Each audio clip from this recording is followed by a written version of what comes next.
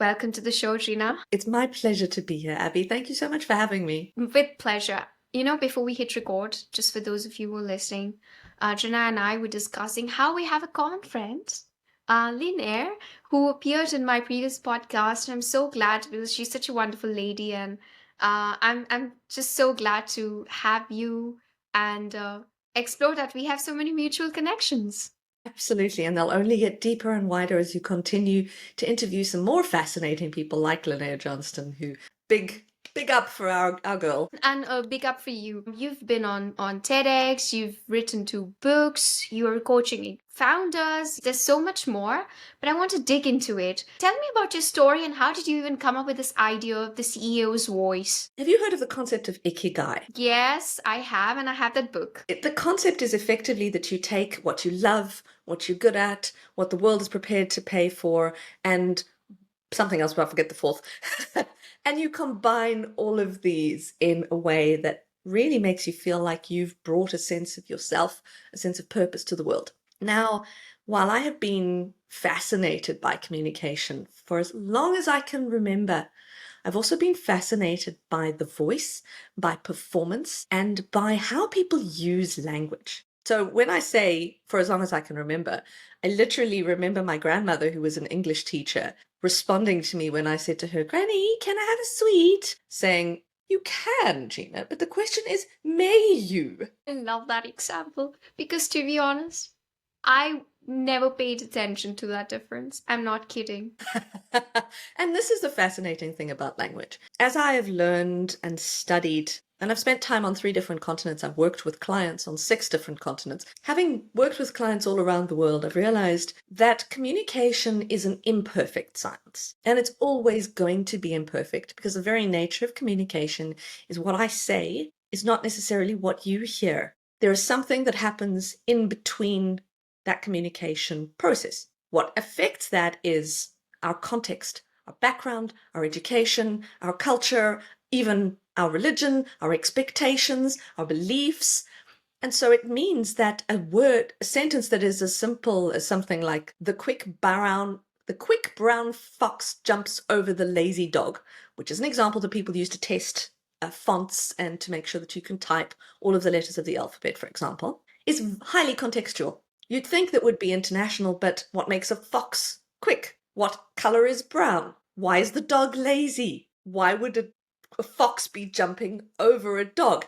All of these, and it's supposed to be a very simple phrase. It's designed for something that doesn't have any context or meaning. So over the years of exploring and investigating language and all its nuance, I've become deeply fascinated by how people use it. A lot of times I hear this from people that as much as they acknowledge how important good communication skills are, they often say, "Yeah, but so what?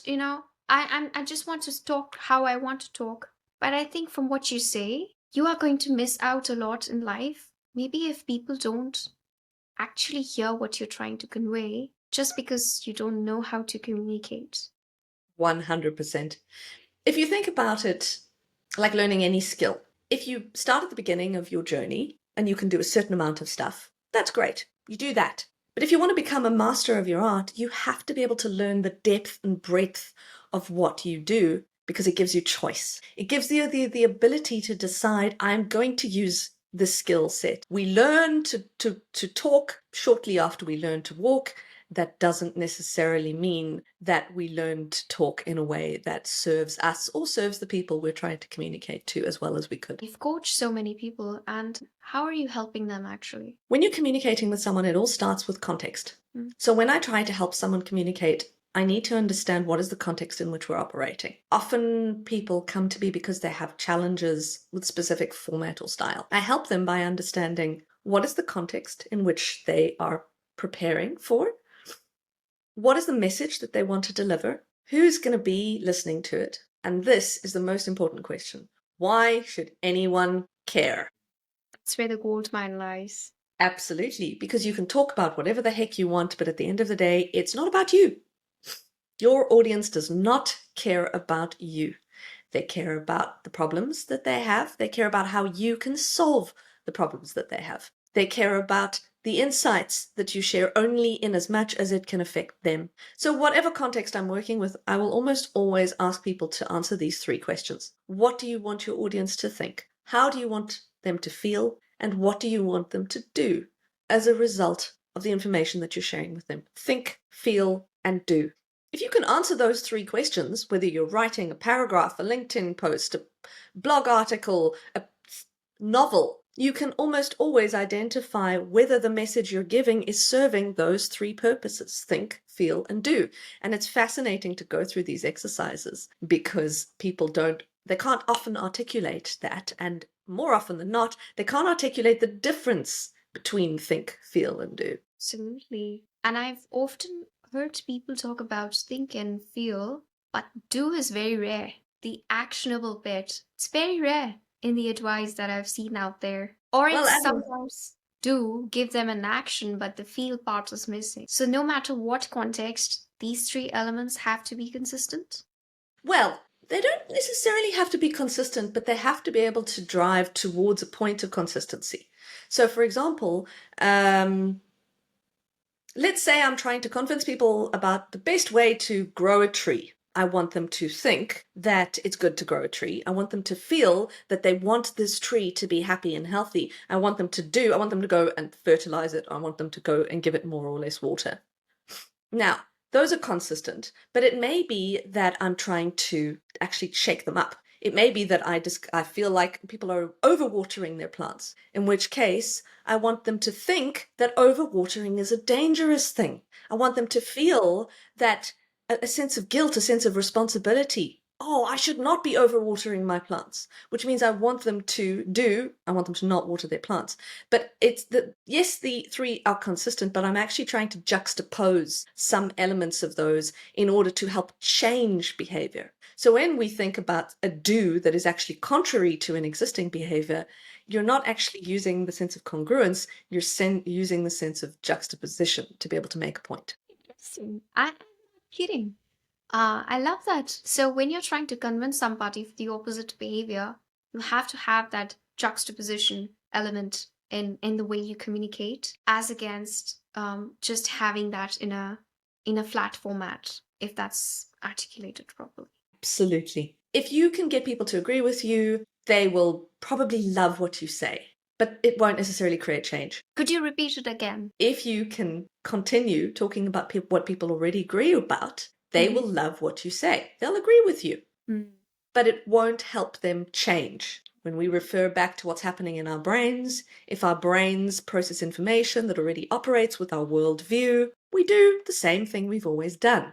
The people that I work with, senior executives, usually want to create some kind of change. That means in order to create that change, they have to create moments of discomfort, but then they also have to create moments of reassurance. You said earlier that my initial comment was like a TED talk. Thank you very much indeed.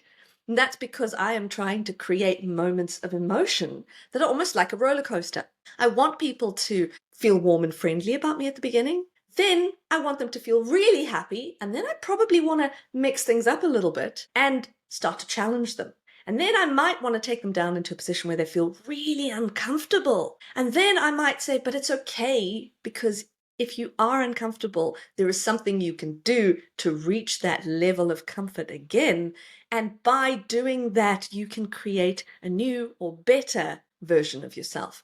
It is, in fact, a diagram that is part of a sales process that I learned many years ago, and it's called the Challenger Sale. And the concept behind the Challenger Sale is that you take people through this emotional journey: warmer, reframe, rational drowning, emotional impact, lead to a solution, solve the problem. Pretty interesting. I know of a graph. I think it has a very different context, but tell me if it has some similarity. It starts with let me gather my thoughts. It's optimism, which is not justified. I don't remember the term, but it's you're being overly optimistic about you being able to achieve something. And then you hit the reality and you realize that you were overly optimistic about it. That leads you to the valley of despair, because now you just hit the reality and you realize, oh my God, this entails a lot. And then if you go through that period, then finally you achieve what you want. I think it has a very different context, but see the same Graph is the pattern. same, and it's entirely possible that CEB, who created the original Challenger sale diagram, was using that graph itself. If you think about it, storytelling is not new. It's been around since the dawn of time. If you look at actual narrative structure, there are only 7 stories in the world. I was talking about Pygmalion the other day. The Pygmalion effect is the fact that people have high expectations of you, and therefore you rise to meet those expectations. Well, the same story has been used in My Fair Lady, which you probably won't remember. It's a musical about a woman who's in England who spoke in a Cockney accent, who was taught to speak in a beautiful English accent, and therefore rose in society. Well, it's the same story as they used in Pretty Woman, which is the movie, which you probably may also not have seen, but you could pick in other numbers of stories where someone learns a special skill that elevates them to a different level. There is no such thing as a new story. But if you look at most story graphs, that journey of I know something, I have to unlearn something, I come back to a point where I can create a new version of myself, works because of the conflict. And if you have a conversation with someone and you're not able to address the conflict and, this is important, resolve the conflict in a way that helps people go from comfort to discomfort to a new reality, you can make them like you, but you can't necessarily make them change. Absolutely. I don't know what the theory behind cognitive dissonance was in psychology, but it was being led in the same direction, that there is this tension. If what you think and what you do, this had more to do with an individual, but I see what communication influence, the role of communication in the picture here. How do you create that tension for an individual to take an action that you want them to take? And as you said, that wouldn't happen if you're just agreeing to or just reinforcing the same message that they already believe in. That's a challenge that a lot of speakers have, actually. They'll create a keynote that people will walk away from going, that was amazing, I love it. But they don't change. They don't take action. And as a result, people who deliver the keynote don't necessarily get follow-up requests, or they may get acolytes who come to them and say, oh, I love that, please can I, interact with you some more, but doesn't necessarily result in anything. And that's because they haven't shaken it up enough to create change. And it is a skill that, as a speaker, you need to be comfortable with discomfort. And that is part of the art of training anyone to speak differently. If you think that what you've done is good enough, why would you change? It's a lesson I learned when I was preparing for a TEDx talk I did a few years ago. I thought I was a good speaker. I did not realize how some of the habits that I had were incredibly damaging to the ability of my audience to listen to me. Now, you'll notice that I'm using my hands a fair amount today, but I'm also deliberately not using my hands as much as I want to, which is a challenge for me. Because the first time I recorded myself on video, and this was in the days before Zoom, before Teams, before any of those online meetings, I had no idea how much I waved my hands in the air. And at one point in time, my husband said to me, Gina, I was in mid-flow, mid-conversation. He said, sit on your hands. So I did. He said, okay, now talk. I couldn't, Abby. I couldn't talk without using my hands. It's a good exercise. It was such a shock to the system. But it was only by switching the context in which I was using that communication that I was able to discover that. And this is often what happens. If you don't like seeing yourself on video, you're not going to watch yourself on video. Therefore, you don't realize the habits that you have. Therefore, you keep those habits your entire lifetime because you don't know. I had to become really uncomfortable watching myself and going, oh, Gina, how could you do that? So that I could realize what I can temper, what I can improve on, and how I can then make myself more clear and more understandable. And every single person who wants to learn a new skill will go through that same journey. As with the hands, do you recommend not using too many hand gestures, or was it just personal to you that you used a lot and hence you wanted to? First of all, admit you're super conscious about how much you're using your hands right now, aren't you? Yes. I just kept my hands like that. You saw in the beginning. Hand gestures are actually really helpful when you're communicating with people because, believe it or not, they give almost a 3-dimensional aspect to what we're talking about. So if you're using your hands in a way that emphasizes your message. They can often create great clarity. Think about it. If you've ever been to a country visiting where you don't understand the other person, and the words that are coming out of their mouth make no sense to you, you can often find a way, using hand gestures, just pointing to a context, to communicate with each other. So never underestimate the importance of hand gestures.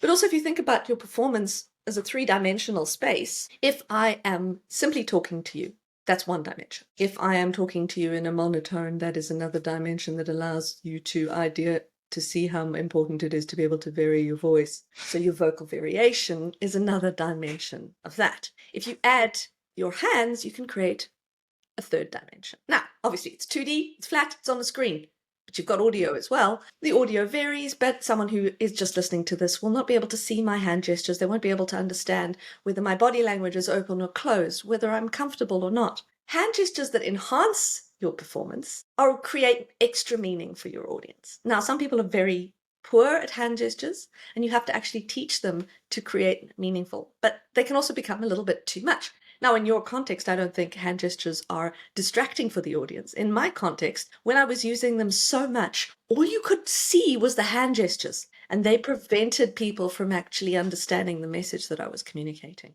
But hand gestures that make sense are far more relevant and important than hand gestures that don't make sense. Cognitive dissonance.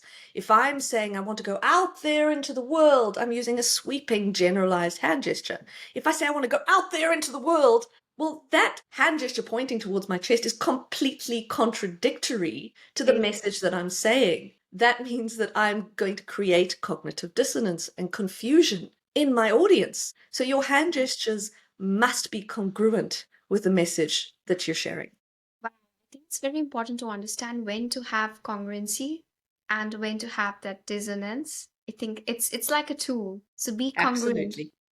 with yourself, what you speak, how you use your hands. But at the same time, if you have to make an influence and if you have to bring about a change, practice bringing in the juxtaposition, as you said. That's a beautiful summary, Abby. Yes, I agree. Oh, I'm glad I got it. Okay, good. So I think the base is set now. That's great. So thank you again for setting the base well. I think my question is going to be now, why do you think people who know how to communicate well, and here we are talking about the corporate world, founders, how do you think that they can win better in life? When I say win, it's them winning deals, them getting more investors to agree to invest in them, having better teams and hiring better people. How does that impact? Well, there's so many responses to this, but if we come back down to the fundamentals of communication, it is the ability to influence and inform people. Now, founders in particular need to be able to master the art of communication, to take the idea that's in their head and to put that into the mind of someone else. It's almost creating a future image. Now, there is science that actually indicates that when we are engaged in storytelling, our brain cannot differentiate what we're seeing on a screen or reading in a book from reality. In a physical presence, we can, but in that moment, our brains, the parts of our brain, light up the same when we're hearing a story or when we're actually living that experience, which means that a founder's role is to be able to help people imagine with such clarity the people that they're serving, the product that they're creating, the problems that they're helping solve, so that their investors can see that vision too. So if you think about an episode of Dragon's Den, who is more likely to win Dragon's Den? Someone who has passion, but who also has clarity and who can articulate their message so clearly that the person receiving that information understands, that they see that vision in their head and they can translate that into reality. So initially, being able to communicate effectively is very important to be able to get funding. At a later stage, as the business grows, communicating that vision is very important to be able to help keep people aligned. So in any leadership context, you are only as strong as the weakest link, which means you need to be able to make sure that everyone in that organization is working towards the same goal. Communicating a vision clearly doesn't just help keep people on track, it actually allows them to create their own sense of inspiration and direction to accelerate that track. And that's what great founders do. They are not only conduits of information, but they are also conduits of inspiration. And so, according to the research, the ability of a founder to communicate effectively is not merely a desirable trait, but a fundamental determinant of success. A lot of times when they think about it, it's all about them again. So far, even myself, when I thought about it, the question was also framed in a way, right? How can they attract deals? How can they attract investment? But again, as you're saying, if you really want to accelerate the process of anything working in your favor, it has to be some kind of a win-win by actually making people imagine what it is like for them And that's the through beautiful storytelling. art of storytelling. It is the ability to help people create that brain, heart, and gut connection so that they are in alignment, they're in congruence. You feel something, you know something, you trust something. That's not going to create cognitive dissonance. It allows people to buy into that. And that's why if someone can buy into your vision as a founder, they're far more likely to help you create that. But communication and communication in business has important implications on morale, alignment, productivity. The lack of communication massively decreases people's efficiency at work. It creates distrust. It means that people operate in silos. If you think about any organization you've ever worked with or people you've come across who are operating under contrary instructions, of course they're going to be out of alignment. And that isn't necessarily because they're not doing the right thing by them or the right thing by other people. They just feel and believe and trust that what they're doing is the right thing. They just don't know what the right thing is for everyone. And so as a result, they're operating almost in conflict. Wow, wow, hang on. Before I forget, there are so many angles to this conversation. Everything that you say that I'm being able to connect. One of the things that you said was how, so your brain, your mind, and your gut. And Brain, heart, and gut. brain, heart, and gut. What did I say? Brain, mind, and gut. Oh my God, I just mixed it up. Isn't it similar to how people talk about the law of attraction? If you have to attract something, there has to be a synchronicity between the three.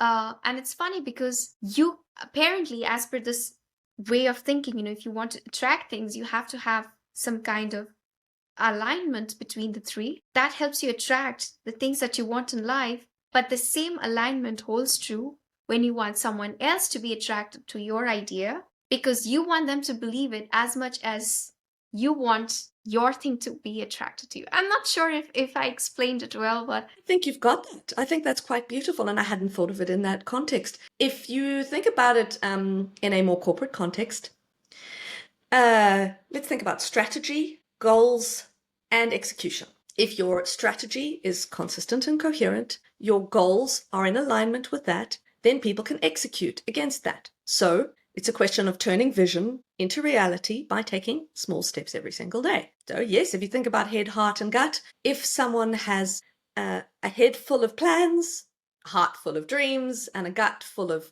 conviction, they're more likely to be able to take a step forward that is going to get them to an ultimate goal. It's not as weird as one would think about. We can talk about laws of attraction, but you can also talk about what happens in a real business context, which is if you want something, you've got to tell people what you want, you've got to help them get to that stage, and you want to bring them along for the ride. absolutely, absolutely. I think law of attraction, the very term, it